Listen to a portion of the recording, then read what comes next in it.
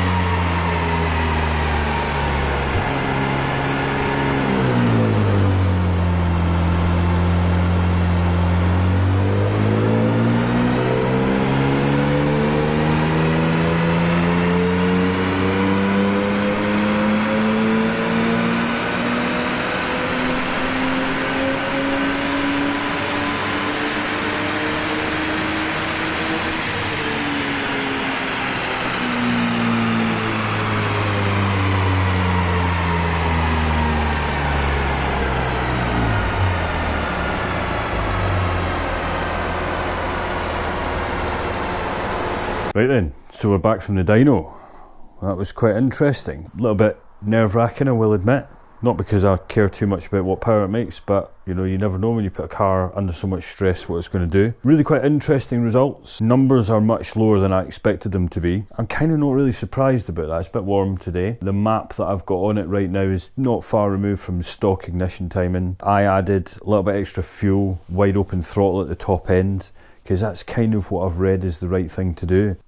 It's not, basically. It was too rich at the top end and it didn't really do much more than what you would expect a stock 328 to do after 20 odd years of driving around. Let's give you a little breakdown. We made 188.29 horsepower to the wheels and 186 foot-pound of torque. And as you can see that it climbs all the way to 6,000 revs and then tapers off straight away. I had the rev limiter set at 6.5 for this. And then down here we've got AFRs. Now what's interesting there is it gets really rich, you know, probably around about the 5,000 revs. So we're looking at when Vanos begins to do some more disconnection at the end there. It was fairly good stoichiometric ratio all the way up to, what's that, 3,500 there. And then drops down a little bit to 14 FR, sorry, which is about just under 1 lambda, I think. And then it takes a huge nosedive there and gets a lot richer. And that, what's actually interesting is you could see that. So as he was on the dyno, I think he did 3 runs, I think. On the 3rd run, I noticed a big puff of black smoke, just really momentarily. And I thought, looks a bit rich. And then on the last run, as he let it come into overrun, there's a big whopping load of black smoke that came out. So she is running rich. Now that could be cured by me advancing ignition timing a little bit high up, but I keep playing with that at the moment. I keep seeing knock happen, so I'm not really happy about doing that. And you know, with the fact that we're about to build a new engine, I'm not really that bothered. So yeah, 188 horsepower at the wheels. Let's take stock on that. So we've got the M50 manifold installed, we've got a gutted back box. Everything you read online says pop yourself an M50 manifold on and you'll magically make 220 brake horsepower out of a 328. I'm going to call foul on that and say not unless you're a pretty lucky guy and you've got an absolutely solid 328 engine to begin with. Bearing in mind that my one was driven by an old man, it was an automatic, it's never been ragged until I owned it, and I think the engine's in fairly good health, relatively speaking. The dip in horsepower late on is interesting. It's probably to do with mapping more than anything else. The torque, the lower torque value, so the torque value, what did I say, it was 186.